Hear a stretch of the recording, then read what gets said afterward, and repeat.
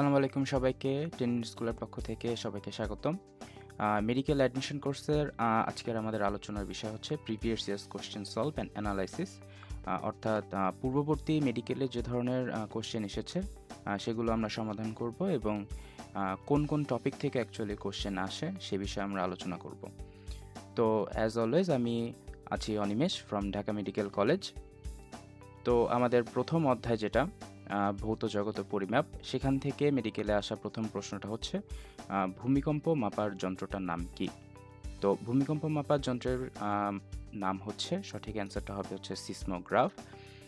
এখন সিসমোগ্রাফ হচ্ছে ভূমিকম্প মাপার যন্ত্র হলো, বাকি যে যন্ত্রগুলো সেই যন্ত্রগুলোর কাজ সম্পর্কে আমাদের একটুখানি জানা লাগবে। আমার লেকচারগুলোতে আমি একটা স্লাইড দিয়েছিলাম, এখানে অ্যাড করে দিয়েছি যে কিছু গুরুত্বপূর্ণ যন্ত্রের নাম। সেখানে আমি দেখো অনেকগুলো যন্ত্রের নাম এখানে উল্লেখ করেছি, যে তাপমাত্রা বা উষ্ণতা মাপার যন্ত্র হচ্ছে থার্মোমিটার, বায়ুচাপ মাপার যন্ত্র হচ্ছে ব্যারোমিটার, জলীয় বাষ্প মাপার যন্ত্র হচ্ছে হাইগ্রোমিটার, গতি মাপার যন্ত্র হচ্ছে স্পিডোমিটার, আর ভূমিকম্প মাপার যন্ত্র হচ্ছে সিসমোমিটার। অর্থাৎ শুধুমাত্র যে ভূমিকম্প মাপার যন্ত্রটা জানলেই হবে সেটা না, আমাদের অন্যান্য যে যন্ত্র আমাদের বইতে উল্লেখ আছে সেগুলো সম্পর্কে আমাদের আইডিয়া থাকা দরকার আছে। পরবর্তীতে কোশ্চেনে আসি যে 1 কিউসেক পানির ঘনফল কত লিটার? এটা একটা নতুন ইনফরমেশন। এর রাইট অ্যান্সারটা হবে হচ্ছে 28.32 litre. 1 cusec is equal two 28.32 litre. এটা হবে হচ্ছে রাইট অ্যান্সার। পরবর্তীতে আসি যে নিচের কোনটিতে পদার্থবিদ্যা লব্ধ জ্ঞান চিকিৎসাবিদ্যায় প্রয়োগ করা হয় না? আচ্ছা, এখানে যে অপশানগুলো আছে সেটা কি? Ultrasound, biometric attendance, X ray and MRI.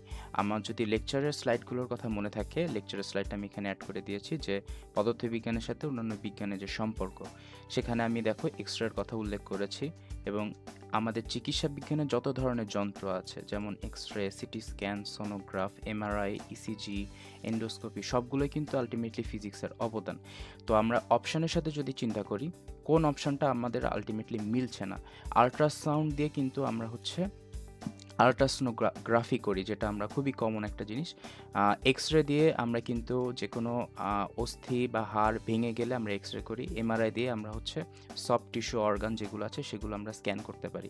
তাহলে আমাদের যে অপশানটা আমাদের কাজে লাগছে না সেটা হচ্ছে বায়োমেট্রিক অ্যাটেন্ডেন্স। বায়োমেট্রিক অ্যাটেন্ডেন্সটাই হবে হচ্ছে এই কোশ্চেনের রাইট অ্যান্সার। বায়োমেট্রিক অ্যাটেন্ডেন্সের সাথে পদার্থবিজ্ঞানের লব্ধ জ্ঞান চিকিৎসাবিদ্যায় প্রয়োগের কোনো ব্যবহার নেই। তাহলে এটাই হবে হচ্ছে এর রাইট অ্যান্সার।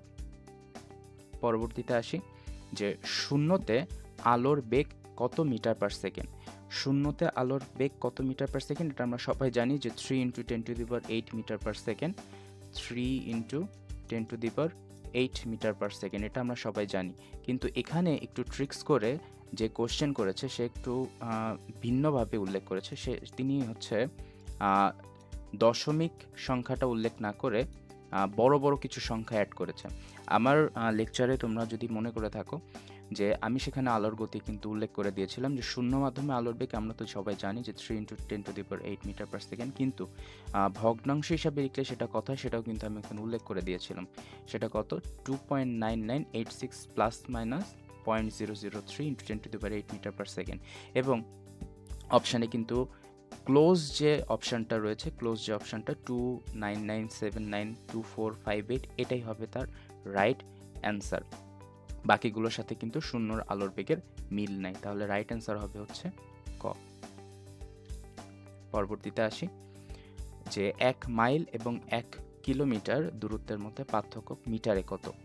প্রশ্নটা খেয়াল করো, ভালোভাবে পড়তে হবে যে 1 মাইল এবং 1 কিলোমিটার দূরত্বের মধ্যে পার্থক্য মিটারে কত? আমি যদি লেকচারের কথা তোমাদের খেয়াল থাকে, লেকচারে কিন্তু আমি কিছু গুরুত্বপূর্ণ এককের কথা উল্লেখ করেছিলাম, এবং সবার লাস্টে আমি দেখো এখানে ইয়েলো মার্ক দিয়ে হাইলাইটেড করেছি যে 1 মাইল ইজ ইকুয়াল টু হচ্ছে 1.609 কিলোমিটার। তার মানে 1 কিলোমিটার আর হচ্ছে 1 মাইল, এদের মধ্যে ডিফারেন্সটা হচ্ছে কত হবে? 1.609 মাইনাস 1, তার মানে হচ্ছে 0.609 কিলোমিটার হবে কিন্তু। 0.609 কিলোমিটার। 0.609 কিলোমিটারকে আমরা যদি মিটারে প্রকাশ করি সেটা হবে হচ্ছে 609 মিটার। তাহলে 1 মাইল এবং 1 কিলোমিটারের মধ্যে দূরত্বের পার্থক্য হচ্ছে মিটারে কত? 609 মিটার। পরবর্তীতে আসি যে ভেক্টর সংক্রান্ত যে প্রশ্নগুলো, যে নিচের কোন ভেক্টরের দিক নির্দিষ্ট নয়। আচ্ছা, নিচের কোন ভেক্টরের দিক নির্দিষ্ট নয়, এরকম আরও একটা কোশ্চেন হচ্ছে কোন ভেক্টরের শীর্ষবিন্দু ও পাদবিন্দু একই হলে ভেক্টরটা নিচের কোনটি হবে। আচ্ছা, তার মানে আলটিমেটলি এই কোশ্চেনগুলোর অ্যান্সার একটাই, সেটা হচ্ছে শূন্য ভেক্টর বা নাল ভেক্টর।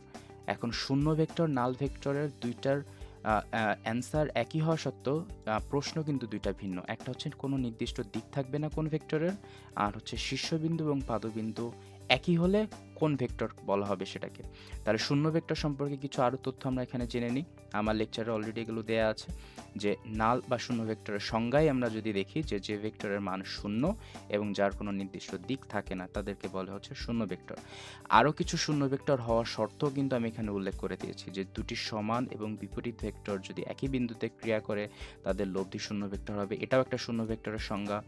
দুটি সমান্তরাল ভেক্টরের ভেক্টর গুণফল শূন্য ভেক্টর হবে, এটাও একটা শূন্য ভেক্টরের সংজ্ঞা বলা যেতে পারে। সমবেগে গতিশীল বস্তুর ত্বরণ শূন্য হবে, এটাও কিন্তু একটা শূন্য ভেক্টরের সংজ্ঞা বলা যেতে পারে।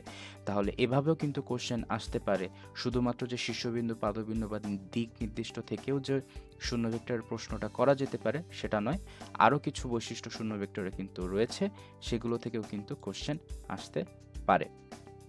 পরবর্তীতে আসি যে ভেক্টরের আর একটা প্রশ্ন, যে নিচের কোনটি ভেক্টর বিনিময় সূত্র মেনে চলে, বা নিচের কোনটি ভেক্টরের বিনিময় সূত্র। আচ্ছা, এখন ভেক্টরের সূত্রগুলো আমি স্লাইডে অলরেডি অ্যাড করে দিয়েছিলাম, আর আবার ওইখানে দিচ্ছি যে ভেক্টরের যোগের কিছু সূত্রের মধ্যে তিনটা সূত্র আছে, বিনিময় সূত্র, সংযোজন সূত্র এবং বণ্টন সূত্র।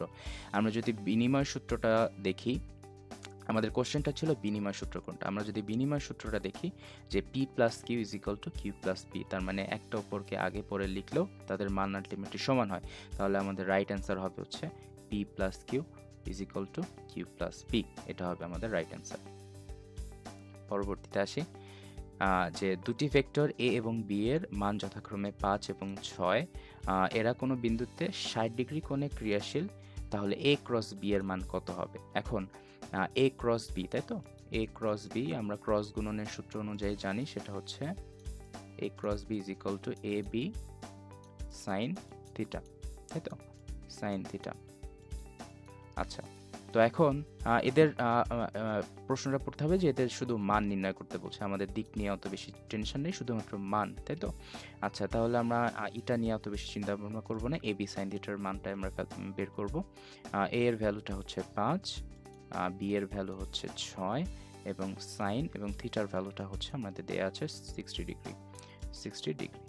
আচ্ছা, তাহলে আমরা সাইন 60-র মানটা জানি হচ্ছে √3/2, তাহলে 5 আর 6 গুণ করলে হয় হচ্ছে 30, আর সাইন 60-র ভ্যালুটা হচ্ছে √3/2, তাহলে এটা আলটিমেটলি সলভ করলে দাঁড়ায় হচ্ছে 15√3, তাহলে আমাদের রাইট অ্যান্সারটা হবে 15√3।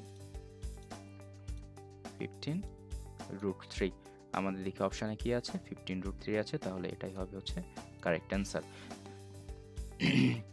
তো ভেক্টর ক্রস গুণন সম্পর্কে আমি এখানে জাস্ট স্লাইডটা অ্যাড করে দিয়েছি যে সূত্রটা আসলে কি। পরবর্তীতে আসি যে নিচের কোনটি স্কেলার রাশি। আচ্ছা, ভেক্টরের একটা খুব গুরুত্বপূর্ণ কোশ্চেন হচ্ছে যে কোনটা স্কেলার অথবা কোনটা ভেক্টর রাশি নয়, বা কোনটা স্কেলার বা কোনটা ভেক্টর রাশি। এ ধরনের কোশ্চেন কিন্তু ফিজিক্সে খুবই কমন।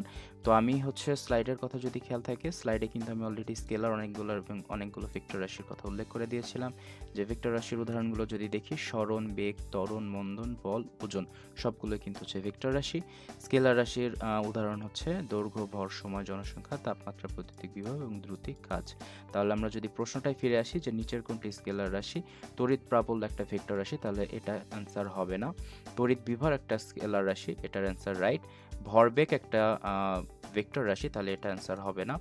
এবং আরও একটা অ্যান্সার হচ্ছে ভর, ভরের কোনো নির্দিষ্ট দিক নাই, তাহলে ভরটাও হবে হচ্ছে স্কেলার রাশি। এই ধরনের কোশ্চেন অনেক আগে আসতো, যে ডাবল অ্যান্সার, ট্রিপল অ্যান্সার বা নো অ্যান্সার, অনেক আগে প্রিভিয়াসলি মেডিকেলে এসেছে, বাট বর্তমানের কোশ্চেন প্রিভিয়াস যদি 4-5 বছরের কথা চিন্তা করা হয়, বর্তমানের কোনো কোশ্চেনে একাধিক অ্যান্সার জেনারেলি থাকে না। তো তোমাদেরও এই বিষয়ে কোনো চিন্তা করার দরকার নেই। তোমাদের মেডিকেলের ক্ষেত্রেও ঠিক এরকমই কোশ্চেন তৈরি হবে, যেখানে একটাই মাত্র উত্তর থাকবে, হয় তড়িৎ বিভব থাকবে বা ভর থাকবে বা অন্য কিছু। এই স্পেসিফিক কোশ্চেনের অ্যান্সার, রাইট অ্যান্সার দুইটা হলো। তোমাদের ক্ষেত্রে যে কোশ্চেনগুলো হবে সেগুলো অবশ্যই একটা অ্যান্সার থাকবে। পরবর্তীতে আসি যে পরবর্তী কোশ্চেন বা পরবর্তী অধ্যায় হচ্ছে আমাদের তৃতীয় অধ্যায় গতিবিদ্যা। গতিবিদ্যার ক্ষেত্রে প্রথম কোশ্চেনটা আমাদের যেটা এসেছে যে কোনো বস্তু বিভিন্ন কণার অবস্থান একটি, দুটি, তিনটি স্থানাঙ্ক দিয়ে নির্দেশ করা যায়, নিচের কোনটি দ্বিমাত্রিক বস্তু? নিচের কোনটি দ্বিমাত্রিক বস্তু? আমরা যদি অপশনগুলো দেখি, ইট, পাথর, সিলিন্ডার, পাতলা কাগজ, পাতলা টিনের পাত, সরু লম্বা কাঠি বা রিজু সুতা। প্রত্যেকটা স্থানাঙ্ক ব্যবস্থায় কি কি বস্তু আছে সেগুলোর উদাহরণ কিন্তু আমি অলরেডি লেকচারে পড়িয়েছি। আমি যদি আবারও স্লাইডটা নিয়ে আসি যে একমাত্রিক প্রসঙ্গ কাঠামোর উদাহরণ কি কি হতে পারে: সরু দণ্ড, দীর্ঘ সরু সুতা, ঝুলন্ত সুতা, যেটা রক্ষ মাত্র একটা। দ্বিমাত্রিক প্রসঙ্গ কাঠামোর উদাহরণ হচ্ছে গতিশীল ফুটবল, পাতলা কাগজ, পাতলা ধাতব পাত। এবং ত্রিমাত্রিক প্রসঙ্গ কাঠামোর উদাহরণ হচ্ছে টেবিল, চেয়ার, ইট, পাথর। তাহলে আমরা যদি কোশ্চেনে ফিরে আসি, তাহলে হচ্ছে দ্বিমাত্রিক বস্তুর উদাহরণ কোনটা হবে? পাতলা কাগজ বা পাতলা টিনের পাত, এটাই হবে হচ্ছে কারেক্ট অ্যান্সার। পরবর্তীতে আসি, অনুভূমিক বরাবর নিক্ষিপ্ত বস্তুর গতিপথ কেমন হয়? এটা হচ্ছে প্রাসের কথা বলা হয়েছে। প্রাসের গতিপথ হয় হচ্ছে পরাবৃত্তকার। আমি যদি প্রাসের অন্যান্য বৈশিষ্ট্যগুলোর কথাও চিন্তা করি যে প্রাসের কি কি বৈশিষ্ট্য আছে। আচ্ছা, প্রাসের একটি অধিবৃত্ত শব্দটা কেন আসছে এটা আমি ব্যাখ্যা পরে দিচ্ছি। এটি দ্বিমাত্রিক গতি। প্রাসের গতি সর্বদা প্যারাবোল বা অধিবৃত্ত। প্রাস সর্বোচ্চ উচ্চতায় পৌঁছালে এর বেগ 0 হয়। সর্বোচ্চ উচ্চতায় প্রাসের গতি একমাত্রিক হয়। নিক্ষেপণ কোণ 45 ডিগ্রি হলে প্রাসের পাল্লা সর্বোচ্চ হয় এবং সর্বোচ্চ উচ্চতায় বেগ এবং ত্বরণের মধ্যবর্তী কোণ হচ্ছে 90। প্রাসের সবকটা বৈশিষ্ট্য কিন্তু 100% ইম্পর্টেন্ট। এখান থেকে কোশ্চেন আসতে পারে, যেহেতু এখান থেকে প্রাসের গতি সম্পর্কিত অলরেডি কোশ্চেন এসেছে, তাহলে এখান থেকে অন্যভাবে আরেকটা কোশ্চেন আসতে পারে, সেটা হচ্ছে নিচের কোনটি প্রাসের বৈশিষ্ট্য সম্পর্কে সঠিক অথবা সঠিক নয়। আচ্ছা, যে কথাটা এখানে বলতে চাচ্ছি সেটা হচ্ছে অধিবৃত্ত, প্যারাবোল, এই কথাগুলো নিয়ে একটু কনফিউশন ক্রিয়েট হতে পারে। সেটা হচ্ছে আমরা জেনারেলি মেডিকেলে অ্যাডমিশন পরীক্ষায় যে বইটা ফলো করি জেনারেলি, সেটা হচ্ছে ইসাক স্যারের বই। ইসাক স্যারের বইতে হচ্ছে প্যারাবোল শব্দের মানে অধিবৃত্ত দেওয়া।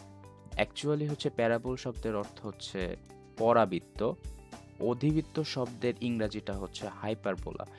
কেন তিনি হচ্ছে প্যারাবোল শব্দের অর্থ অধিবৃত্ত লিখলেন অ্যাকচুয়ালি আমার জানা নেই, কিন্তু যেহেতু এটা একটা রেফারেন্স বই, আমরা সবাই ফলো করি, এজন্য বইতে যেভাবে আছে আমরা চেষ্টা করব সেভাবেই পড়ার চেষ্টা করা। এখন আমরা আরও একটা ইনফরমেশন জেনে রাখলাম যে প্যারাবোল শব্দের অর্থ হচ্ছে পরাবৃত্ত, অ্যাকচুয়াল অর্থ হচ্ছে পরাবৃত্ত। তো এই কোশ্চেনের অ্যান্সারটা হবে হচ্ছে পরাবৃত্তকার, যেহেতু অধিবৃত্ত অপশানে নাই। আচ্ছা, পরবর্তীতে আসি যে আনুভূমিক পাল্লার সমীকরণ কোনটি? এটা হচ্ছে প্রাসের প্রশ্ন। আনুভূমিক পাল্লার সমীকরণ, সর্বোচ্চ উচ্চতার সমীকরণ সবই আমি হচ্ছে স্লাইডে অলরেডি লেকচারে অ্যাড করেছি, আবার এখানে উল্লেখ করে দিচ্ছি। এখানে হচ্ছে আমি রেড মার্ক করে দিয়েছি যে প্রাসের সীমা বা পাল্লার সমীকরণ হচ্ছে r = v0 square sin twice alpha divided by g। আচ্ছা, পরবর্তীতে আমাদের যে অধ্যায়টা সেটা হচ্ছে নিউটনীয় বলবিদ্যায়। নিউটনীয় বলবিদ্যায় প্রথম যে কোশ্চেনটা সেটা হচ্ছে বল এবং বলের ক্রিয়াকালের গুণফলকে কি বলে? আচ্ছা, এ সম্পর্কে দুইটা তথ্য জানা লাগবে। অপশনগুলো আগে দেখি যে বলের ঘাত, ঘাত বল, ভ্রামক এবং শক্তি। তার মানে দুইটা অপশন নিয়ে কনফিউশন, একটা হচ্ছে ঘাত বল, একটা হচ্ছে বলের ঘাত। দুইটা সংজ্ঞা যদি আমরা আবার একটুখানি খেয়াল করি, ঘাত বল বলে হচ্ছে সেটাকে যেটা খুব অল্প সময়ের জন্য খুব বড় মানের যে বল কোনো বস্তুর উপর প্রযুক্ত হয় তাকে ঘাত বল বলে, এবং বলের ঘাত হচ্ছে ওই বল এবং বলের ক্রিয়াকালের গুণফলকে বলের ঘাত বলে। তাহলে আমরা সংজ্ঞা থেকে কিন্তু ডাইরেক্টলি প্রশ্নের উত্তরটা পেয়ে যাচ্ছি যে বলের ঘাত ও তার ক্রিয়াকালের গুণফলকে কি বলে? বলের ঘাত। আবারও বলি, বল এবং বলের ক্রিয়াকালের গুণফলকে বলে বলের ঘাত, এবং তাদের মধ্যে যে বলটা অ্যাকচুয়ালি কাজ করে সেই বলের নামটা হচ্ছে ঘাত বল। তাহলে এই কোশ্চেনের রাইট অ্যান্সার হবে হচ্ছে বলের ঘাত। পরবর্তীতে আসি যে ভরবেগের মাত্রা সমীকরণ নিচের কোনটি? আচ্ছা, মাত্রা সমীকরণ আমি অলরেডি লেকচারে অনেকবার বলেছি যে কোনো রাশির মাত্রা সমীকরণ মুখস্থ করার দরকার নেই। আমরা একক বা সমীকরণ থেকে মাত্রা সমীকরণ বের করা সম্ভব। তো ভরবেগের ক্ষেত্রে আমরা কি জানি? ভরবেগ p is equal two mv, তাই তো? mv। তাহলে ভরবেগের ক্ষেত্রে এককটা কি হবে? K G meter per second. K G meter per second. K G meter per second থেকে আমরা মাত্রা সমীকরণ বের করব। কেজি হচ্ছে ভরের একক, ভরকে আমরা প্রকাশ করি হচ্ছে মাস দিয়ে বা সংক্ষেপে এম। মিটার হচ্ছে দৈর্ঘ্যের একক, দৈর্ঘ্যকে আমরা প্রকাশ করি লেন্থ দিয়ে, তার সংক্ষেপ হচ্ছে এল। এস হচ্ছে আমাদের সময়ের একক, সময় হচ্ছে টাইম, তাহলে টাইমকে আমরা প্রকাশ করি হচ্ছে টি দিয়ে। তাহলে আর যেহেতু সেকেন্ডের পর একটা -1 আছে, এজন্য আমরা t-1 দিব। তার মানে ভরবেগের সঠিক মাত্রা সমীকরণ হবে হচ্ছে mlt-1। পরবর্তীতে আসি যে একই ধরনের 4টা কোশ্চেন একই টপিক থেকে, সেটা হচ্ছে প্রশ্নগুলো যদি আগে পড়ি যে কোন ধরনের কণার বিনিময়ে মহাকর্ষ বল ক্রিয়াশীল হয়, একটা কোশ্চেন। সর্বাপেক্ষা দুর্বল মৌলিক বল কোনটা, একটা কোশ্চেন। কোন ধরনের কণার বিনিময়ের ফলে তড়িৎ চৌম্বকীয় বল ক্রিয়াশীল হয়, আর একটা কোশ্চেন। এবং সর্বশেষ কোশ্চেন হচ্ছে কোনটি মহাবিশ্বের মৌলিক বলের অন্তর্ভুক্ত নয়। এই সবগুলো কোশ্চেনের অ্যান্সার একটা মাত্র টেবিল থেকে পাওয়া যায়। আমি সেই টেবিলটা অলরেডি লেকচারে দিয়ে দিয়েছিলাম, আবার এখানে দিচ্ছি। এই ছোট্ট একটা টেবিল থেকে সবগুলো প্রশ্নের অ্যান্সার কিন্তু পাওয়া সম্ভব। মহাকর্ষ বলের জন্য কারণ কি? গ্র্যাভিটন। সব থেকে দুর্বল বল কোনটা?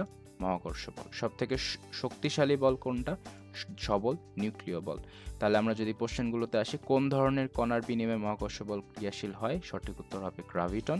সর্বাপেক্ষা দুর্বল মৌলিক বল হচ্ছে মহাকর্ষ বল। কোন ধরনের কণার বিনিময়ে তড়িৎ চৌম্বকীয় বল ক্রিয়াশীল হয়, তার সঠিক অ্যান্সার হচ্ছে ফোটন। এবং সর্বশেষ কোশ্চেন হচ্ছে কোনটি মহাবিশ্বের বলের অন্তর্ভুক্ত নয়। তাহলে যেটাই থাকবে অপশানে, মহাকর্ষ, দুর্বল নিউক্লিয় বল, তড়িৎ চৌম্বকীয় বল, সবল নিউক্লিয় বল বাদে যে অপশানটা থাকবে সেটাই হবে ওই কোশ্চেনের রাইট অ্যান্সার।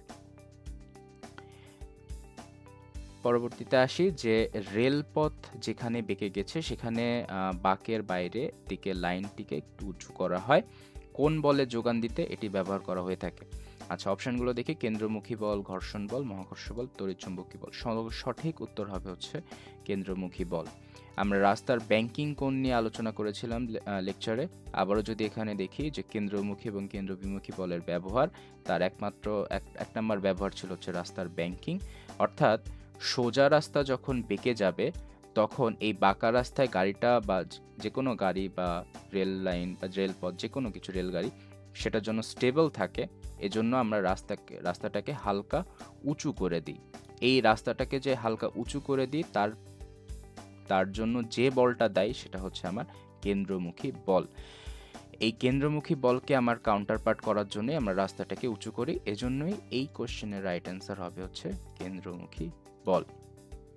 কেন্দ্রমুখী এবং কেন্দ্রবিমুখী বল যদি একটু ছোট করে ব্যাখ্যা করে দিই, সেটা হচ্ছে সাপোজ একটা পাথর তুমি নিলা, এই পাথরটাকে তুমি হচ্ছে একটা সুতার সাথে বাঁধলা এবং সুতাটাকে তুমি হচ্ছে হাতের আঙ্গুলের ভিতরে নিলা, নিয়ে সুতাটাকে গোল গোল ঘোরাতে থাকলা। সুতাটা গোল গোল ঘোরাতে থাকলা, পাথরটা ঠিক তোমার চারপাশে একটা বৃত্তাকার পথে ঘুরতে থাকবে। এখন তোমার হাতের আঙ্গুলে একটা বল ক্রিয়া করবে, যে বলের কারণে তুমি সুতাটাকে ধরে রেখেছো, পাথরটার চারপাশে ঘুরছে। আর এই পাথরটা সবসময় চেষ্টা করবে হচ্ছে বাইরের দিকে যাওয়ার, সে সবসময় বাইরের দিকে যাবে। তুমি যখনই হাত থেকে সুতাটা ছেড়ে দিবা, পাথরটা কিন্তু বাইরের দিকে চলে যাওয়ার চেষ্টা করবে। আচ্ছা, পাথর যেহেতু তোমার আঙ্গুল থেকে দূরে যাওয়ার চেষ্টা করছে, এটা হচ্ছে কেন্দ্রবিমুখী বল। এবং পাথরটাকে তুমি যে ধরে রাখছো আঙ্গুল দিয়ে, আঙ্গুলে যে তোমার বলটা কাজ করছে সেটা হচ্ছে কেন্দ্রমুখী বল। তো এইখানে যে রেল লাইন বেঁকে গেছে এবং তার কারণে যে ব্যাংকিং কোণ আমরা তৈরি করি, সেটা হচ্ছে এই কেন্দ্রমুখী বল যোগান দেওয়ার জন্যই। পরবর্তীতে আসি যে পরবর্তী অধ্যায়, যেটা কাজ, শক্তি ও ক্ষমতা।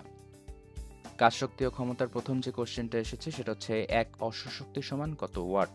আমরা সবাই জানি 1 horse power is equal two হচ্ছে 746 জুল। আমরা যদি পরবর্তী স্লাইডটা আসে, এটা আমরা লেকচার অলরেডি দিয়ে দিয়েছি, সেটা হচ্ছে জুল না, আমার ওয়াট হবে, my mistake. 746 watt. 1 horse power is equal to 746 watt. তাহলে 1 অশ্ব ক্ষমতা সমান 746 ওয়াটও আমরা জানলাম। এই 746 ওয়াট না থেকে, মানে ওয়াট এককটা না থেকে জুল পার সেকেন্ড এককটাও কিন্তু থাকতে পারে। আমরা অনেক সময় একই রাশির বিভিন্ন একক সম্পর্কে ভুলে যাই, কিন্তু প্রশ্নে 746 ওয়াট না থেকে জুল পার সেকেন্ডও কিন্তু থাকতে পারে, এবং সেটাও কিন্তু রাইট অ্যান্সার। এটাও আমাদের খেয়াল রাখতে হবে যে একটি রাশির একাধিক একক কিন্তু থাকতে পারে। পরবর্তীতে আসি যে সিরাজ সাহেবের ভর হচ্ছে 20 কেজি। আমরা ম্যাথমেটিক্যাল টার্মটা যদি সলভ করে ফেলাই, ভর হচ্ছে 20 কেজি। 25 সেন্টিমিটার উঁচু মোট 20টা সিঁড়ি 10 সেকেন্ডে উঠলে তার সম্পাদিত কাজের পরিমাণ কত হবে? আচ্ছা, তিনি কত উঁচুতে উঠলেন সেটা একটুখানি হিসাব করি। হাইট 25 সেন্টিমিটার ইন্টু 20, তার মানে হচ্ছে 500 সেন্টিমিটার। 500 সেন্টিমিটারকে আমরা কি লিখতে পারি? 5 মিটার লিখতে পারি, যেহেতু 100 centimeter is equal to 1 meter. আচ্ছা, এখন আমাদের প্রশ্নটা হচ্ছে কাজের পরিমাণ কত? কাজ, তাহলে W is equal two mgh, আমরা সবাই জানি। m এর ভ্যালু হচ্ছে 20, g এর ভ্যালু আমরা সবাই জানি 9.8 মিটার পার সেকেন্ড স্কোয়ার, আর h এর ভ্যালু হচ্ছে 5 মিটার। তাহলে সব কিছু হিসাব করলে আলটিমেটলি দাঁড়ায় হচ্ছে 980 জুল।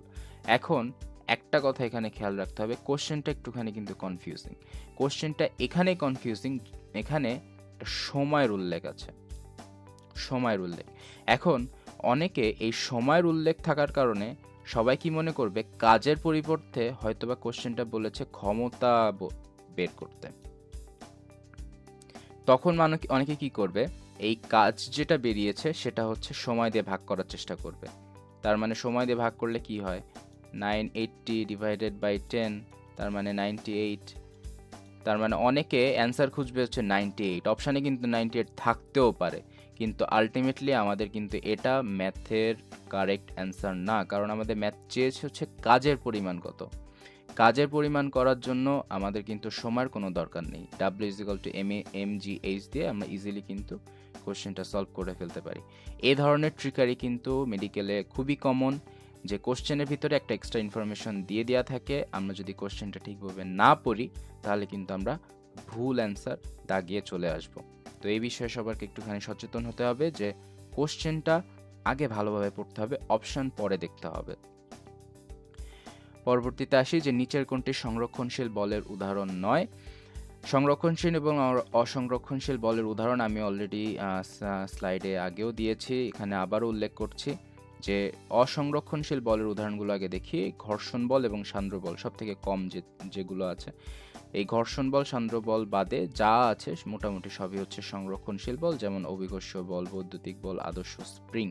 তাহলে এখান থেকে আমরা হচ্ছে সংরক্ষণশীল এবং অসংরক্ষণশীল এই দুই ধরনের বল সম্পর্কে, উদাহরণ সম্পর্কে জানতে পারলাম।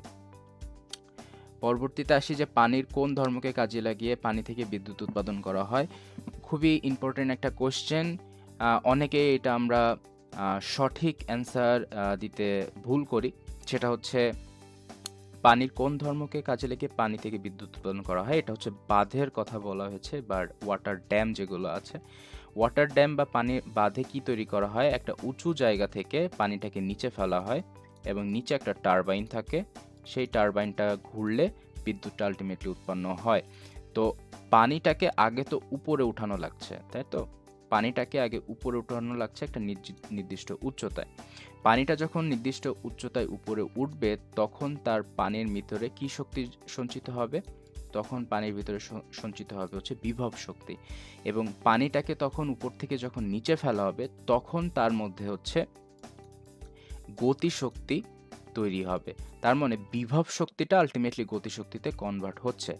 প্রশ্নটা হলো, পানিতে যদি বিভব শক্তি নাই তৈরি হতো তাহলে তো এই গতিশক্তি তৈরি হওয়ার কোনো কারণই থাকতো না। এজন্যই পানির কোন ধর্মকে কাজে লাগিয়ে বিদ্যুৎ উৎপাদন করা হয়, এই প্রশ্নের রাইট অ্যান্সার হবে হচ্ছে পানির বিভব শক্তি।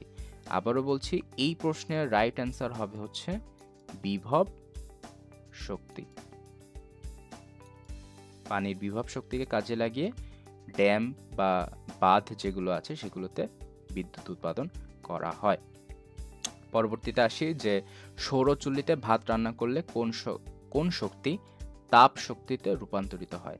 সৌরচুল্লি বলতে আমাদের যে সোলার প্যানেলগুলো বলা হয়েছে সেগুলোর কথা উল্লেখ হয়েছে। তো আমরা যদি চিন্তা করি একটা সোলার প্যানেল, সেখানে আসলে কি হয়, কি ঘটে। সোলার প্যানেলে অ্যাকচুয়ালি সূর্যালোক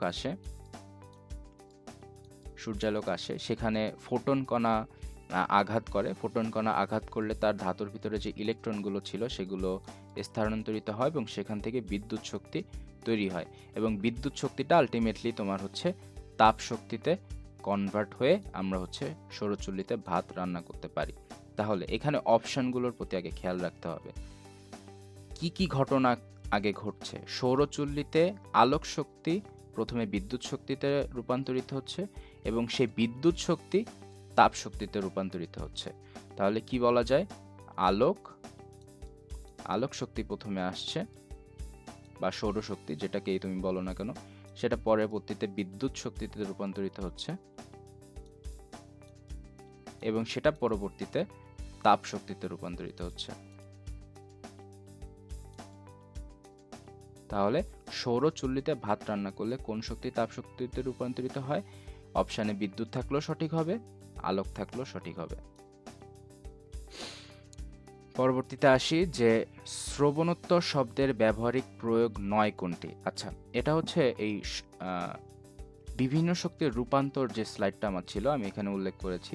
এই শক্তির রূপান্তর স্লাইডে আমি সবার লাস্টে কিছু অ্যাড করেছিলাম যে এই যে শ্রবণোত্তর বা যে তরঙ্গ তার ব্যবহার।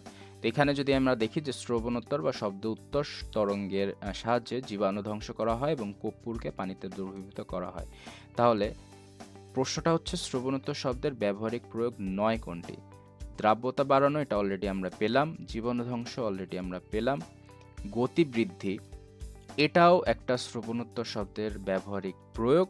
সঠিক উত্তর হবে, এই প্রশ্নের সঠিক উত্তর হবে সমুদ্রের গভীরতা নির্ণয়।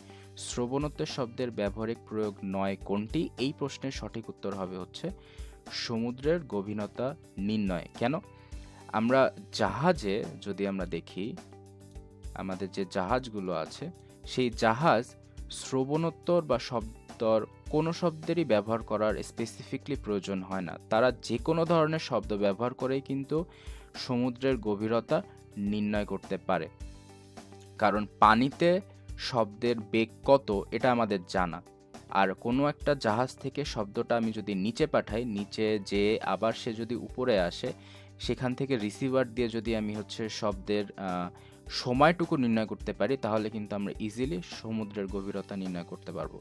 তো সমুদ্রের গভীরতা নির্ণয়ের জন্য কিন্তু স্পেসিফিকলি শব্দের তর বা শ্রবণের তর বা শব্দের কোনো স্পেসিফিক ইউজ নেই। এজন্যই এই কোশ্চেনের রাইট অ্যান্সার হচ্ছে সমুদ্রের গভীরতা নির্ণয়। পরবর্তীতে আসি যে কোনো নির্দিষ্ট ভরের বস্তুর গতিশক্তি ও ভরবেগের মধ্যে সম্পর্ক কি। আচ্ছা, বা একই ধরনের একটা কোশ্চেন হচ্ছে যে একই বস্তুর ভরবেগ দ্বিগুণ করা হলে গতিশক্তি কত হবে। আচ্ছা, তো আমরা যদি গতিশক্তি এবং ভরবেগের সম্পর্কটা দেখি, গতিশক্তি এবং ভরবেগের সম্পর্কটা হচ্ছে EK = ½ p² divided by m। তার মানে কি দাঁড়াচ্ছে? EK = ½ p² divided by m। তাহলে আমরা যদি কনস্ট্যান্টটা উঠিয়ে দিই তাহলে কি দাঁড়াচ্ছে? EK is proportional to p², তাই তো?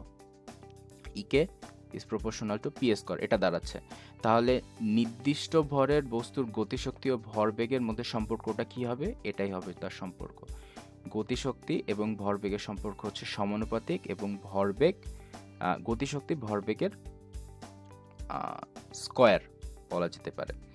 আচ্ছা, একই ধরনের আরেকটা কোশ্চেন হচ্ছে একই বস্তুর ভরবেগ দ্বিগুণ করা হলে গতিশক্তি কত হবে? আচ্ছা, তাহলে এই যে ইকুয়েশন থেকে যদি আমরা দেখি কি বলা হয়েছে যে ভরবেগ দ্বিগুণ করা হবে, তাহলে ইকে হবে হচ্ছে ইকে ইজ প্রপোর্শনাল টু 2 এর স্কয়ার, তার মানে দাঁড়াচ্ছে ইকে ইজ প্রপোর্শনাল টু 4। তাহলে ভরবেগ আমার যদি দ্বিগুণ করা হয়, গতিশক্তি পরিবর্তন হবে হচ্ছে 4 গুণ। তাহলে একটা মাত্র ইকুয়েশন দিয়ে কিন্তু আমরা হচ্ছে এই দুইটা কোশ্চেন সলভ করে ফেলতে পারছি। আচ্ছা, পরবর্তীতে আসি যে নিচের কোনটি শক্তির প্রকারভেদ না। এটাও আমার খুব গুরুত্বপূর্ণ একটা টপিক, যে শক্তির প্রকারভেদ যে 9টা ছিল, আমি আবারও স্লাইডটা এখানে নিয়ে আসতেছি, যে 9টা যে শক্তির প্রকারভেদ, 9টা নামই কিন্তু আমাদের মনে রাখা লাগবে। 9টা নাম যদি আবারও বলি: যান্ত্রিক শক্তি, আলোক শক্তি, শব্দ শক্তি, তড়িৎ শক্তি, চুম্বক শক্তি, রাসায়নিক শক্তি, তাপ, সৌর এবং পারমাণবিক। 9টা নাম কিন্তু আমাদের খুবই ইম্পর্টেন্ট, মনে রাখা লাগবে। এবং এখান থেকে যে কোশ্চেনটা এসেছে সেটা হচ্ছে নিচের কোনটি শক্তির প্রকারভেদ নয়। দেখো, খুব সুন্দরভাবে পারমাণবিক শক্তিটা চেঞ্জ করে আণবিক শক্তিতে নিয়ে এসেছে। তাহলে এইটাই হবে হচ্ছে এই কোশ্চেনের রাইট অ্যান্সার। পরবর্তীতে অধ্যায়ে আসি যে মহাকর্ষ এবং অভিকর্ষ। মহাকর্ষ অভিকর্ষের প্রথম যে কোশ্চেনটা এসেছে সেটা হচ্ছে চাঁদের মুক্তিবেগ কত। আচ্ছা, মুক্তিবেগ নির্ণয়ের সূত্র সমীকরণ আমরা যদি দেখি যে v = √2gr। এখন আমাদের যেহেতু ক্যালকুলেটর নাই, এই 2g আর √2gr দিয়ে আমাদের হচ্ছে যদি চাঁদের মুক্তিবেগ নির্ণয় করা লাগে, তাহলে হচ্ছে জিনিসটা অনেক বেশি লেন্দি হয়ে যায়, কারণ ক্যালকুলেটর ছাড়া আসলে সম্ভব না। চাঁদের ব্যাসার্ধ অনেকের জানা নাও থাকতে পারে। তো আমি এখানে দুইটা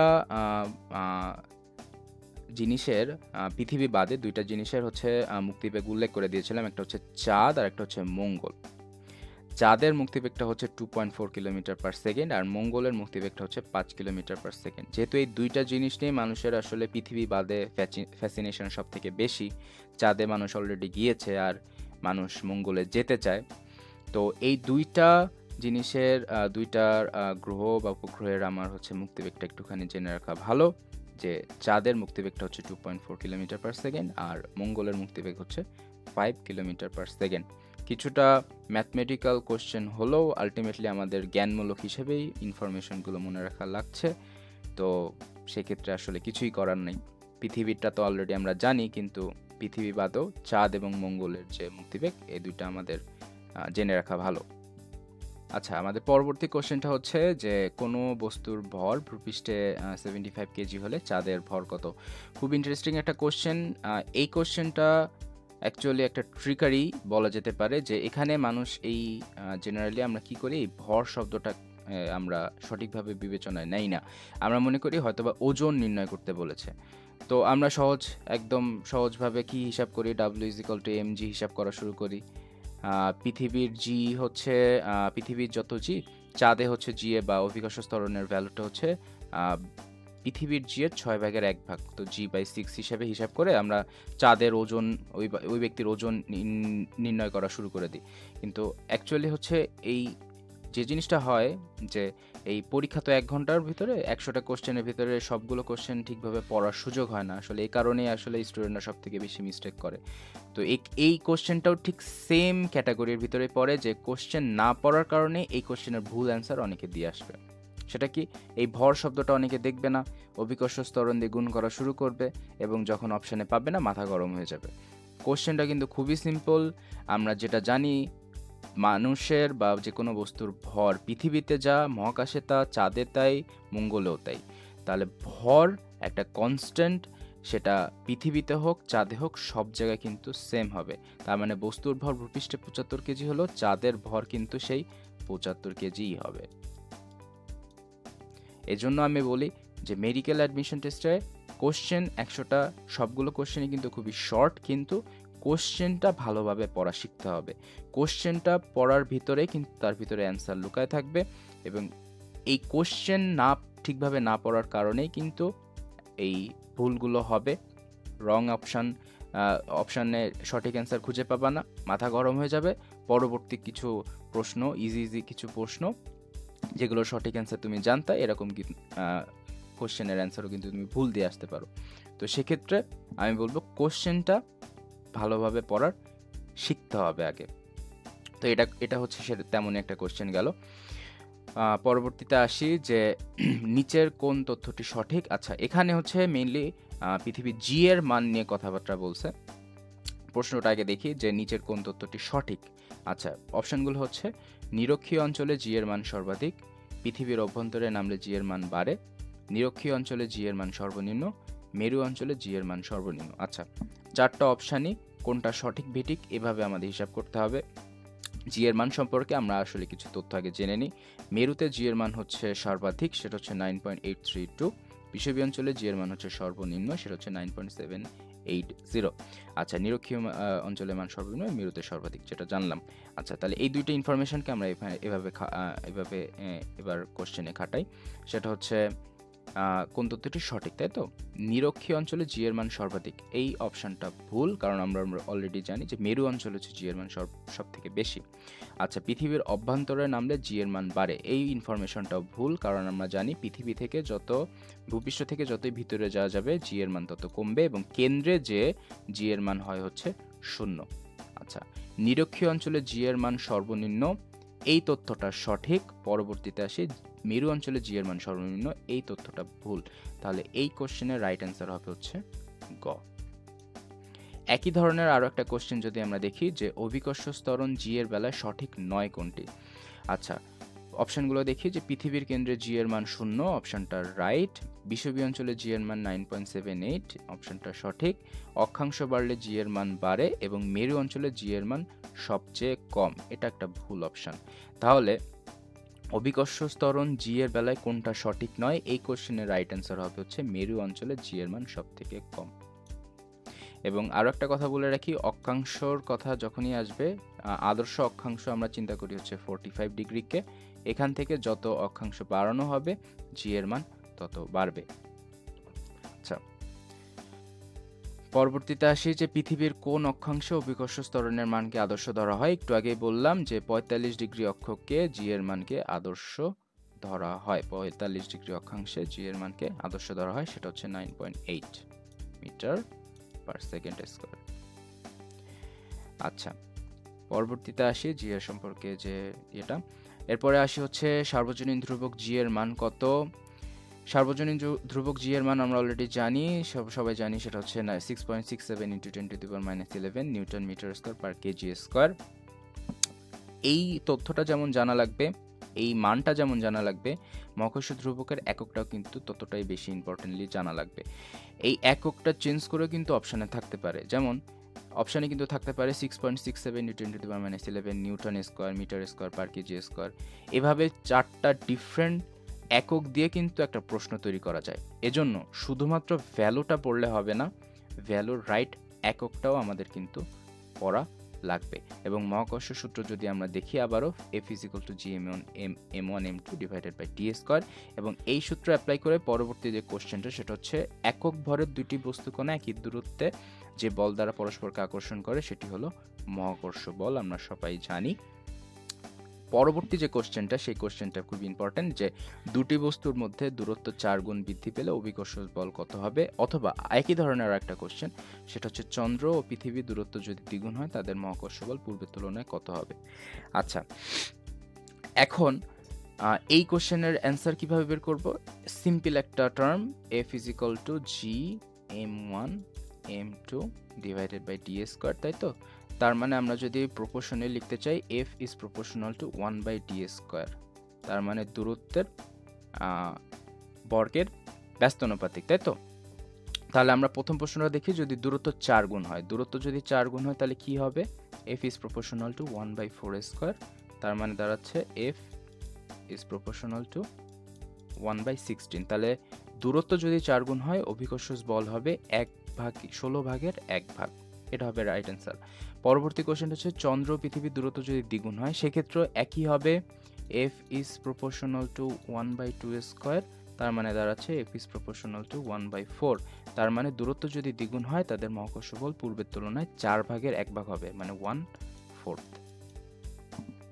দুটো কোশ্চেনের অ্যান্সার গেল। একই সমীকরণ দিয়ে একই ধরনের দুইটা কোশ্চেন। আচ্ছা, পরবর্তী যে কোশ্চেনটা আসি, যে কোনো বস্তুকে যেভাবে রাখা হোক না কেন তার ওজন একটা নির্দিষ্ট বিন্দুর মধ্য দিয়ে বস্তুর উপর সর্বদা ক্রিয়া করে, এই বিন্দুকে কি বলে? আচ্ছা, এখানে কনফিউশন ক্রিয়েট হতে পারে দুইটা জিনিস নিয়ে, একটা হচ্ছে ভার কেন্দ্র, একটা হচ্ছে ভর কেন্দ্র। তো আমি যদি স্লাইডটা আবারও দেখি, অভিকর্ষ কেন্দ্রর আর একটা সিনোনিমাস ওয়ার্ড হচ্ছে ভার কেন্দ্র।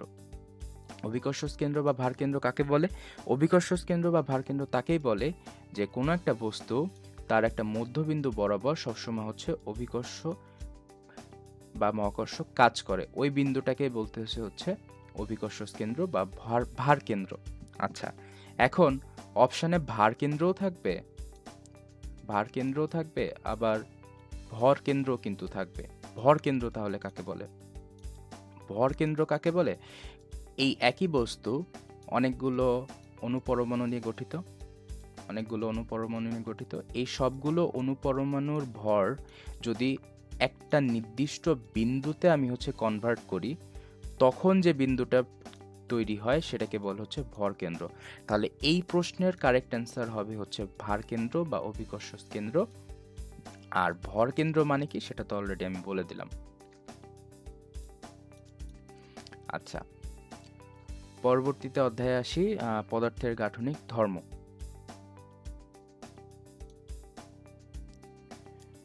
তো আমাদের পরবর্তী কোশ্চেনটা হচ্ছে যে পানি বরফে রূপান্তর হলে তার ঘনত্ব কত হয় বা কেমন পরিস্থিতি হয়, যে কমে, বাড়ে, শূন্য হয় না একই থাকে? আচ্ছা, এখানে কিছু ইনফরমেশন জানা লাগবে যে পানির জন্য একটু ব্যতিক্রম কিছু ব্যাপার আছে। সেটা হচ্ছে 4 ডিগ্রি সেলসিয়াস তাপমাত্রায় পানির ঘনত্ব সব থেকে বেশি। 4 ডিগ্রি সেলসিয়াস থেকে যতই ঋণাত্মক দিকে যাওয়া হয় কিনা, সেটা হচ্ছে যদি 0 ডিগ্রি সেলসিয়াস হয়, পানির ঘনত্ব কমতে থাকে। আবার 4 ডিগ্রি সেলসিয়াস থেকে যতই সামনের দিকে যাওয়া হয় কিনা, সেটা 100 ডিগ্রি সেলসিয়াস হতে পারে, তার ঘনত্ব আবারও কমতে থাকে। এখন ঘনত্বর সাথে আমার আয়তনের সম্পর্ক হচ্ছে ব্যস্তানুপাতিক। তার মানে ঘনত্ব যত বাড়বে আয়তন তত কমবে, আয়তন যত বাড়বে ঘনত্ব তত কমবে। তাহলে প্রশ্নটা কি ছিল, যে পানি বরফে রূপান্তর হলে তার ঘনত্ব কি হয়? আচ্ছা, পানির সব থেকে বেশি ঘনত্ব থাকে হচ্ছে 4 ডিগ্রি সেলসিয়াসে, পানি বরফ হয় হচ্ছে 0 ডিগ্রি সেলসিয়াসে। তাহলে পানিকে যদি বরফে রূপান্তর করা হয় তাহলে তার ঘনত্ব অবশ্যই কমবে। তাহলে এই কোশ্চেনের রাইট অ্যান্সার হবে হচ্ছে পানি যদি বরফে রূপান্তরিত হয় তার ঘনত্ব হবে কমবে এবং আয়তন বাড়বে।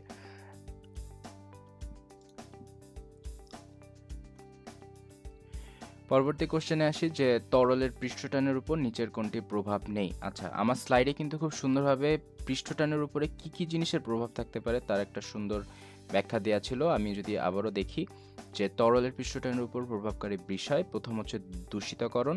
তার মানে তরল যদি দূষিত হয় তার উপর পৃষ্ঠটান কমবে। তাপমাত্রা যদি বাড়ে তাহলে তার পৃষ্ঠটান কমবে। দ্রবীভূত বস্তুর উপস্থিতির কারণে পৃষ্ঠটান কমবে অথবা বাড়তে পারে। তরলের উপর অবস্থিত মাধ্যমের কারণে পৃষ্ঠটান প্রভাবিত হতে পারে।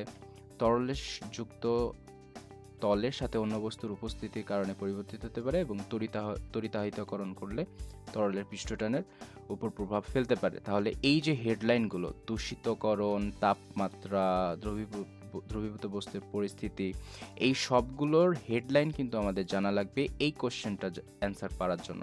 তাহলে তরলের পৃষ্ঠটানের উপর কোনটির প্রভাব নেই এটা জানার জন্য আগে কোনগুলোর উপরে প্রভাব রয়েছে সেই জিনিসগুলো জানা লাগবে। তো এখান থেকে প্রত্যেকটা হেডলাইন কিন্তু খুবই ইম্পর্টেন্ট। পরবর্তীতে আসি, যে ব্লটিং পেপার কোন ধর্মের জন্য পানি শুষে নেয়? এর সঠিক অ্যান্সার হবে হচ্ছে পৃষ্ঠটানের ক্রিয়া। এই পৃষ্ঠটান সম্পর্কিত আরও কিছু ব্যবহারিক প্রয়োগ আমি এখানে উল্লেখ করেছি। পানির তলে পোকামাকড়ের চলাচল, সাবানের ফেনা, গাছে পানির পরিবহন, তরলের পৃষ্ঠের সূর্যের অবস্থান এবং ছাতা বা তাঁবুর মধ্য দিয়ে পানি প্রবেশ করতে না পারা। সবগুলো কিন্তু হচ্ছে পৃষ্ঠটানের ব্যবহার। তাহলে নিচের কোনটা পৃষ্ঠটানের ব্যবহার নয়, এ ধরনের যদি কোশ্চেন কখনো আসে তাহলে কিন্তু এই অপশানগুলো তুলে দিতে পারে। তাহলে এই অপশানগুলো কিন্তু আমাদের অবশ্যই পড়া লাগবে। আচ্ছা, সর্বাপেক্ষা স্থিতিস্থাপক বস্তু কোনটি? এটার কারেক্ট অ্যান্সার হবে হচ্ছে কোয়ার্টজ। আমরা যদি প্রত্যেকটা অপশান আগে চিন্তা করি, কাঠ, লোহা, তামা এবং কোয়ার্টজ, তাই তো? স্থিতিস্থাপক বস্তু বলতে সেটাই বোঝায় যেটাকে বল প্রয়োগ করলে সেটার বিকৃতি সব থেকে কম হয়। তো তামার কথা যদি আমরা চিন্তা করি, তামা হচ্ছে খুবই নমনীয় একটা বস্তু, বল প্রয়োগে এর বিকৃতি খুব সহজে হয়। লোহা যথেষ্ট শক্ত হওয়া সত্ত্বেও বল প্রয়োগে কিন্তু লোহাকে অ্যাকচুয়ালি বিকৃতি করা সম্ভব।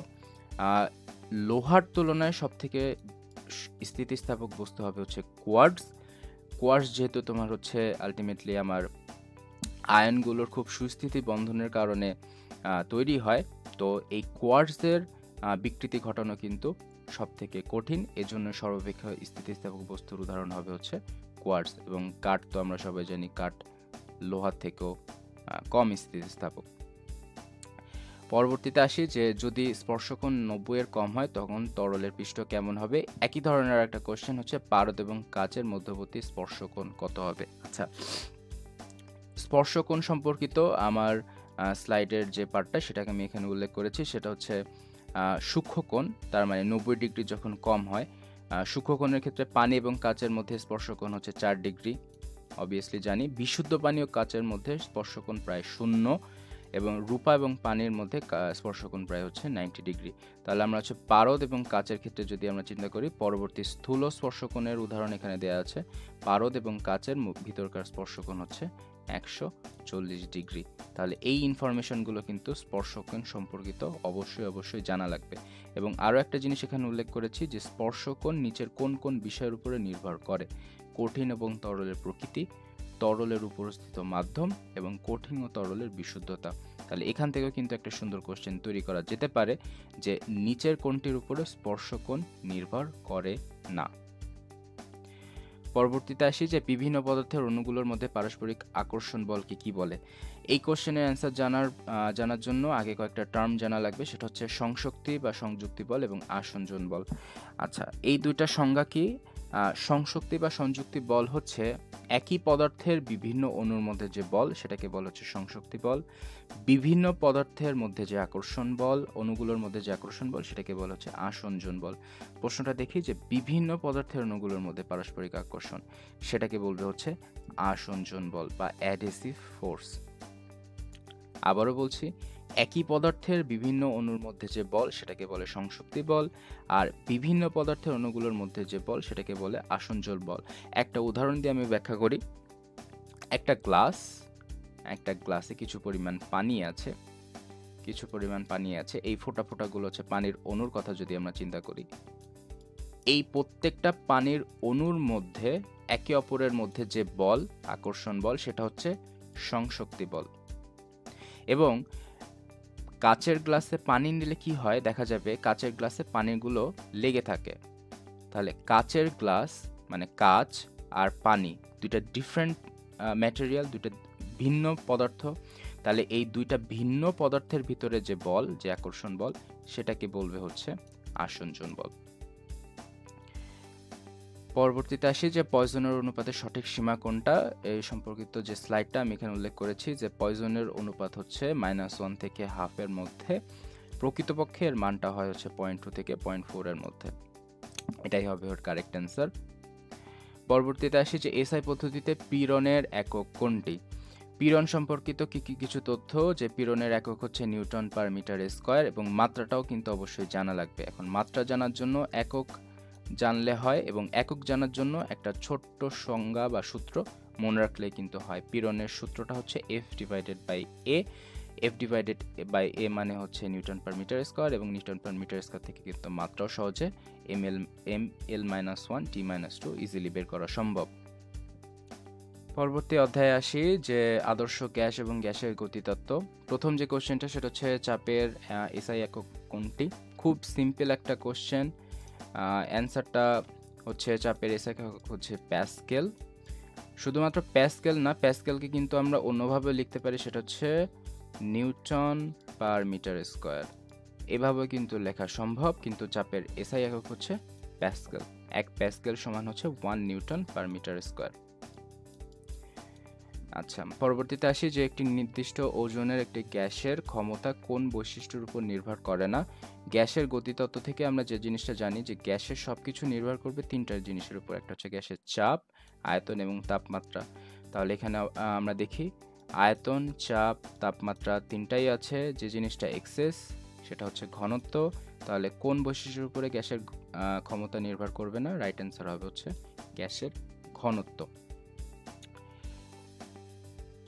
পরবর্তীতে আসি যে কোনো গ্যাসের আপেক্ষিক বেগ বেশি হলে ওই গ্যাসের ত্বরণের অবস্থান কি পরিবর্তন হবে? সহজ কথা হচ্ছে আপেক্ষিক বেগ বাড়া মানে ত্বরণ বৃদ্ধি পাওয়া। তাহলে এই কোশ্চেনের রাইট অ্যান্সার হবে হচ্ছে ত্বরণ বৃদ্ধি পাবে। ত্বরণ হ্রাস পাওয়া তো কোনো প্রশ্নই আসে না, কারণ বেগ বৃদ্ধি পাচ্ছে। অপরিবর্তিত থাকবে না, কারণ বেগ বৃদ্ধি পাচ্ছে, এবং ত্বরণ শূন্য হওয়ার তো কোনো প্রশ্নই আসে না। পরবর্তীতে আসি যে কোন তাপমাত্রায় গ্যাসের গতিশক্তি শূন্য হবে? এই কোশ্চেনের রাইট অ্যান্সার হচ্ছে পরম শূন্য তাপমাত্রা। এখন পরম শূন্য তাপমাত্রা সম্পর্কে আমরা যে জিনিসটা জানি সেটা হচ্ছে পরম শূন্য তাপমাত্রা হচ্ছে যে তাপমাত্রায় স্থির চাপে কোনো নির্দিষ্ট ভরের আয়তন শূন্য হয় এবং গতিশক্তি লোপ পায়। সেটা কত? 0 কেলভিন অথবা -273 ডিগ্রি সেলসিয়াস। তার মানে এই কোশ্চেনের রাইট অ্যান্সার হবে হয় 0 কেলভিন অথবা -273 ডিগ্রি সেলসিয়াস। অপশান যে কোনো একটা থাকবে, হয় 0 কেলভিন অথবা -273 ডিগ্রি সেলসিয়াস, যে কোনো একটা থাকবে। কখনোই একাধিক রাইট অ্যান্সার অন্তত বর্তমান প্রেক্ষাপটে থাকার প্রশ্ন আসে না। তাহলে এই কোশ্চেনের রাইট অ্যান্সার হয় 0 কেলভিন অথবা -273 ডিগ্রি সেলসিয়াস। পরবর্তীতে আসি যে স্থির তাপমাত্রায় নির্দিষ্ট ভরের গ্যাসের আয়তন ও চাপ ভি বনাম পি লেখচিত্র কোন ধরনের হবে? আমরা যদি স্লাইডটার কথা খেয়াল করি আমার যে লেকচারের, সেটা হচ্ছে ভি বনাম পির যে লেখটা বয়েলের সূত্র আমরা যেটা জানি, বয়েলের সূত্রের ক্ষেত্রে আমার যে লেখচিত্রটা সেটা হয় হচ্ছে পরাবৃত্ত। ভি বনাম পি বা পি বনাম বির চিত্রটা হবে হচ্ছে পরাবৃত্ত। তাহলে এই কোশ্চেনের রাইট অ্যান্সার যে স্থির তাপমাত্রায় নির্দিষ্ট ভরের আয়তন ও চাপ মানে ভি বনাম পি লেখচিত্র কি হবে? রাইট অ্যান্সার হবে হচ্ছে পরাবৃত্ত। পরবর্তীতে আসি যে নির্দিষ্ট পরিমাণ গ্যাসের আভ্যন্তরীণ শক্তি নির্ভর করে তার কিসের উপর? আচ্ছা, এটা হচ্ছে আমরা সেকেন্ড পার্টের একটা অধ্যায় থেকে জানি যে মেয়ারের প্রকল্প, যেটা মেয়ার্স হাইপোথিসিস, যে নির্দিষ্ট পরিমাণ গ্যাসের অভ্যন্তরীণ শক্তি শুধুমাত্র তার তাপমাত্রার উপরে নির্ভর করে, চাপ এবং আয়তনের উপর নির্ভর করে না। তাহলে এই কোশ্চেনের রাইট অ্যান্সার হবে হচ্ছে তাপমাত্রা। এই কোশ্চেনের রাইট অ্যান্সার অভ্যন্তরীণ শক্তি নির্ভর করে শুধুমাত্র গ্যাসের তাপমাত্রার উপর। পরবর্তীতে আসি যে শরৎকালে কোন সময় শিশির পড়ে? এর রাইট অ্যান্সার হবে হচ্ছে মেঘমুক্ত রাতে, কারণ মেঘমুক্ত রাতে জলীয় বাষ্পগুলো একত্রিত হওয়ার সুযোগ সব থেকে বেশি পায়। এজন্য শরৎকালে কোন সময় শিশির বেশি পড়ে? সেটা হচ্ছে মেঘমুক্ত রাতে। পরবর্তীতে অধ্যায়ে আসি যে পর্যায়ভিত্তিক গতি। পর্যায়ভিত্তিক গতির মধ্যে প্রথম যে প্রশ্নটা সেটা হচ্ছে পর্যায়কাল এবং বল ধ্রুবকের মধ্যে সম্পর্ক সূচক সমীকরণ কোনটা? অনেকগুলো সমীকরণ আমি লেকচারে লিখে দিয়েছিলাম, তার মধ্যে এই সমীকরণটা যদি আমরা দেখি, টি ইজ ইকুয়াল টু 1/n, টি মানে পর্যায়কাল, n মানে ফ্রিকোয়েন্সি। সেই সমীকরণ থেকে আমরা দেখতে পাই যে টি ইজ ইকুয়াল টু 2π√m/k। তাহলে 2π আর m কে যদি আমরা কনস্ট্যান্ট হিসাব করি তাহলে পর্যায়কাল এবং বল ধ্রুবকের মধ্যে সম্পর্ক হয় হচ্ছে টি ইজ প্রপোর্শনাল টু √k। এটাই হবে এই কোশ্চেনের রাইট অ্যান্সার। পরবর্তীতে আসি যে কোনো দোলক পিণ্ডের ব্যাস কমানো হলে কোন ঘটনা ঘটবে? মহাকাশে একটি সেকেন্ড দোলকের কম্পাঙ্ক কত হবে? দোলক ঘড়ির ক্ষেত্রে গ্রীষ্মকালের জন্য কোনটি সঠিক? এবং একটি সরল দোলকের সুতার দৈর্ঘ্য 4 গুণ বাড়লে দোলনকাল কত হবে? সবগুলো কোশ্চেনের একটাই মাত্র সলিউশন, সেটা হচ্ছে আমাদের সরল দোলন গতির যে সূত্রটা আছে টি ইজ ইকুয়াল টু 1/2π√L/g, এই সূত্রটা আমরা ইউজ করে আমরা এই সবগুলো কোশ্চেনের অ্যান্সার দিতে পারবো। আচ্ছা, সূত্রটা কি? টি ইজ ইকুয়াল টু 2π√L/g, তাই তো? আচ্ছা, প্রথম যে জিনিসটা দেখি যে সরল দোলকের পিণ্ডের ব্যাস যদি কমানো হয় কোন ঘটনা ঘটবে, তাহলে হচ্ছে পিণ্ডের ব্যাসের সাথে আমাদের সম্পর্ক হচ্ছে সরল দোলকের যে দৈর্ঘ্য সেটার সাথে। তাহলে টি ইজ প্রপোর্শনাল টু, আমরা বাকিগুলো যদি কনস্ট্যান্ট ধরি, টি ইজ প্রপোর্শনাল টু √L। তাহলে পিণ্ডের ব্যাস যদি কমানো হয় আলটিমেটলি সরল দোলকের দৈর্ঘ্য, সুতার দৈর্ঘ্য কমে যাবে। আমি যদি চিন্তা করি এই হুকের সাহায্যে একটা সুতা দিয়ে হচ্ছে একটা বব ঝুলানো আছে, আমাদের আলটিমেটলি বলা হয়েছে যে ব্যাসটা কমানো হয়েছে, তাই তো? তাহলে ব্যাসটা কমানো হলে আলটিমেটলি ববটাও ছোট হয়ে যাবে। ববটা ছোট হলে আলটিমেটলি হচ্ছে এলের পরিমাণটা, এলের যে লেন্থটা মানে সরল দৈর্ঘ্যের সুতার যে দৈর্ঘ্য, সেই সুতার দৈর্ঘ্যটাও কিন্তু ছোট হয়ে যাবে। তার মানে এল ড্যাশ ইজ লেস দেন এল। তাহলে এল যদি ছোট হয়ে যায়, তার মানে সরল দৈর্ঘ্যের যে সুতার দৈর্ঘ্যটা যদি কম হয়, তাহলে কিন্তু দোলনকালও কমে যাবে। তাহলে সরল দোলকের পিণ্ডের ব্যাস যদি কমানো হয় দোলনকালও কমে যাবে, কারণ দোলনকালের সাথে সরল দোলকের সুতার যে দৈর্ঘ্য তার সম্পর্ক হচ্ছে সমানুপাতিক। আচ্ছা, আমাদের পরবর্তী কোশ্চেনটা হচ্ছে মহাকাশে একটি সেকেন্ড দোলকের কম্পাঙ্ক কত হবে, তার মানে এন এর ভ্যালুটা কত। আচ্ছা, তো মহাকাশে যদি আমি এই ইকুয়েশনটা আবার চিন্তা করি, টি ইজ প্রপোর্শনাল টু 1/√g, আমি বাকি সব কিছু হচ্ছে কনস্ট্যান্ট ধরলাম। তো মহাকাশে হচ্ছে জি এর ভ্যালুটা হচ্ছে 0, তাই তো? তার মানে টি ইজ প্রপোর্শনাল টু 1/0, তার মানে দাঁড়াচ্ছে হচ্ছে টি ইজ প্রপোর্শনাল টু ইনফিনিটি, তাই তো? তাহলে দোলনকাল হবে হচ্ছে অসীম। এখন দোলনকালের সাথে হচ্ছে আমার কম্পাঙ্কের সমীকরণটা হচ্ছে টি ইজ ইকুয়াল টু 1/n। তাহলে আমার যদি অসীম বা ইনফিনিটি যদি দোলনকাল হয়, আমার কম্পাঙ্কটা হবে হচ্ছে 0, কারণ 1/∞ হচ্ছে 0। তাহলে মহাকাশে একটি সেকেন্ড দোলকের কম্পাঙ্ক কত হবে? রাইট অ্যান্সার হবে হচ্ছে 0।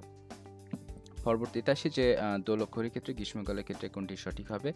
আচ্ছা, গ্রীষ্মকালের ক্ষেত্রে এই কোশ্চেনটা একটু ট্রিকি। সেটা হচ্ছে আমরা যদি আবারও এই সরল দোলকের ক্ষেত্রে চিন্তা করি, গ্রীষ্মকালে যে সুতা আমরা ব্যবহার করব সেই সুতাটা দৈর্ঘ্যে বাড়বে। সুতাটা দৈর্ঘ্যে বাড়বে, মানে আগে যে দৈর্ঘ্যটা ছিল, যদি আমরা একটা লোহার সুতা ইউজ করি তাহলে সুতাটা গরমকালে তাপমাত্রা পেয়ে কিছুটা বেড়ে যাবে। যেহেতু সুতার দৈর্ঘ্য আগের দৈর্ঘ্যের থেকে বেড়ে যাচ্ছে, তাহলে সুতার দৈর্ঘ্যের সাথে আমার পর্যায়কালের সম্পর্কটা হচ্ছে সমানুপাতিক। তার মানে যেহেতু সুতার দৈর্ঘ্য বেড়েছে, পর্যায়কাল বাড়বে। পর্যায়কাল বাড়া মানে ঘড়ি আস্তে আস্তে চলা বা ঘড়ি ধীরে চলা। তার মানে গ্রীষ্মকালের জন্য দোলক ঘড়ির ধীরে চলবে। আবারও বলি, পর্যায়কালের সাথে একটা সরল দোলকের দৈর্ঘ্যের, সুতার দৈর্ঘ্যের সম্পর্ক হচ্ছে সমানুপাতিক। যেহেতু গ্রীষ্মকালে উত্তপ্ত হয়ে তারটার দৈর্ঘ্য বৃদ্ধি পাচ্ছে, তারটার দৈর্ঘ্য বৃদ্ধি পাওয়া মানে তার পর্যায়কাল বৃদ্ধি পাওয়া। আর পর্যায়কাল বৃদ্ধি পাওয়া মানে সেটা হচ্ছে ঘড়ির সময়ও বেড়ে যাওয়া। তার মানে ঘড়িটা স্লো চলবে। এটাই হবে হচ্ছে সরল দোলকের ক্ষেত্রে গ্রীষ্মের জন্য কোনটি সঠিক, তার রাইট অ্যান্সার হবে হচ্ছে ঘড়িটা ধীরে ধীরে চলবে। তারপরে কোশ্চেনে আসি যে একটি সরল দোলকের সুতার দৈর্ঘ্য 4 গুণ বাড়লে দোলনকাল কি হবে। সুতার দৈর্ঘ্যের সাথে আমার দোলনকালের সম্পর্ক হচ্ছে টি ইজ প্রপোর্শনাল টু √L। তার মানে সুতার দৈর্ঘ্য যদি 4 গুণ হয়, √4 করলে সেটা হয় 2, তার মানে দোলনকাল বাড়বে হচ্ছে 2 গুণ।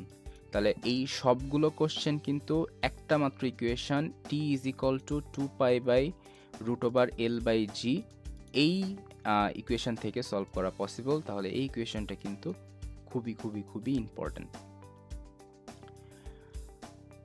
পরবর্তীতে আসি যে সরল দোলকের সূত্র, যেই সূত্র এখান থেকেই তো আমি হচ্ছে আলটিমেটলি সেটা কপি পেস্ট করলাম। পরবর্তীতে আসি যে নিচের কোনটি সরল ছন্দিত গতির বৈশিষ্ট্য নয়। অপশনগুলো যদি দেখি, গতি পর্যায়বৃত্ত হবে সঠিক, ত্বরণে সরণে ব্যস্তানুপাতিক হবে, এটা ভুল, বল সর্বদা সাম্যাবস্থা থেকে ক্রিয়া করবে, এটা সঠিক, গতি দোলন গতি হবে, এটা সঠিক। ত্বরণ সরণে ব্যস্তানুপাতিক হবে কিনা এই অপশনটা যদি দেখি, আমাদের হচ্ছে সরলচন্দ্রিত গতির ক্ষেত্রে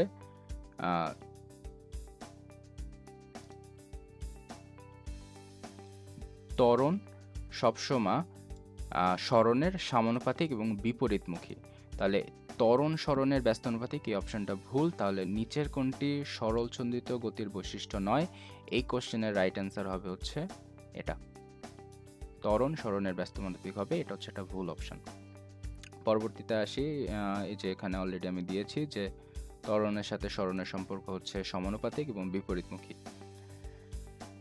পরবর্তী সবার শেষ অধ্যায় হচ্ছে তরঙ্গ। তরঙ্গর প্রথম কোশ্চেনটা হচ্ছে শব্দের প্রবলতা মাপার একক কি? সেটা হচ্ছে ডেসিবেল। আমরা সবাই জানি, আমি এখানে হাইলাইটেড করেও দিয়েছি যে 1 ডেসিবেল হচ্ছে শব্দের তীব্রতার আদর্শ একক, এবং সেটা হচ্ছে 1 বেলের 1 দশমাংশকে বলে হচ্ছে 1 ডেসিবেল। তার মানে 10 ডেসিবেল ইজ ইকুয়াল টু হচ্ছে 1 বেল।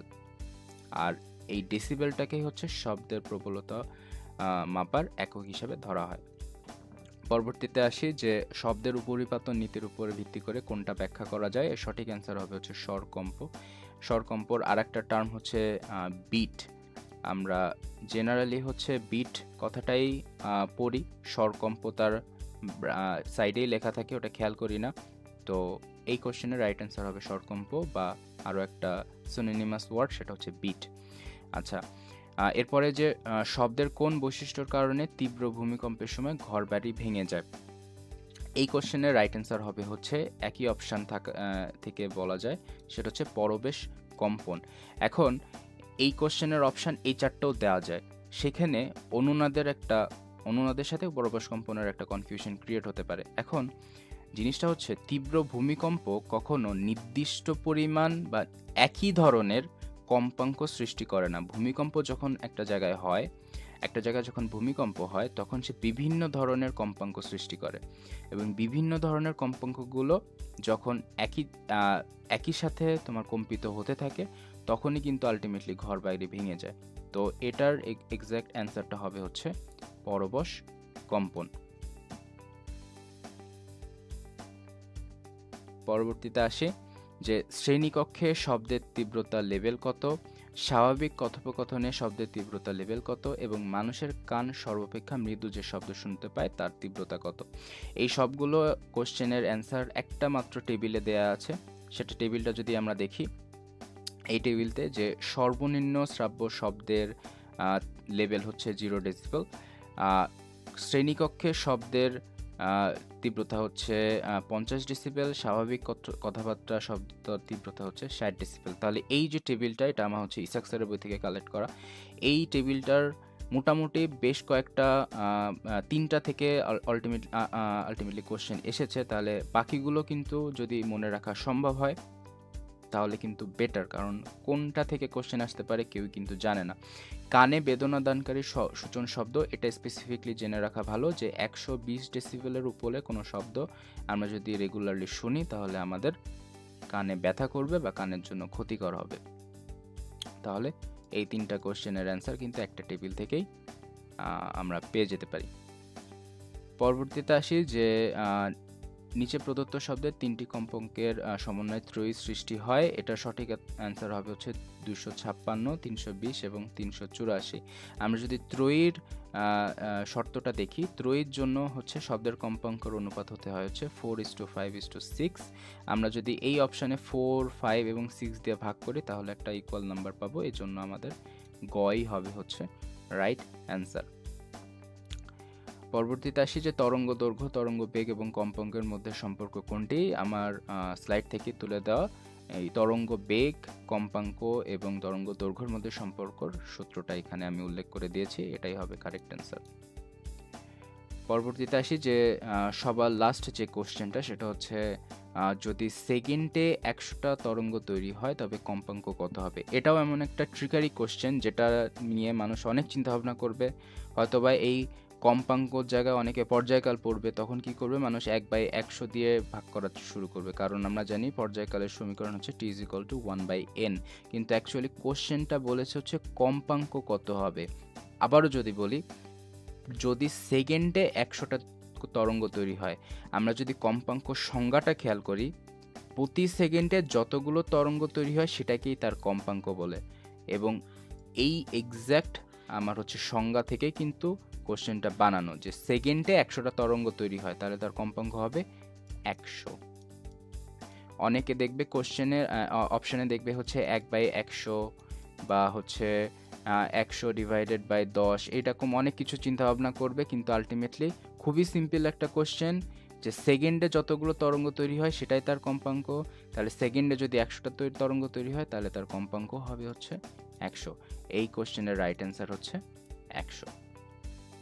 ধন্যবাদ সবাইকে। এটা ফিজিক্স ফার্স্ট পার্টের প্রিভিয়াস ইয়ারলি যত মেডিকেল কোশ্চেন আসছে সেগুলো আমি এখানে উল্লেখ করার চেষ্টা করেছি। সবগুলো হয়তো বা দেওয়া সম্ভব হয়নি, কিন্তু যে যে টপিকগুলো থেকে কোশ্চেন আসার মতো সেগুলো তো আমি ইনক্লুড করে দিয়েছি। আর একই ধরনের কোশ্চেন যতগুলো এসেছে সবগুলো কিন্তু আমি একসাথে বোঝানোর চেষ্টা করেছি।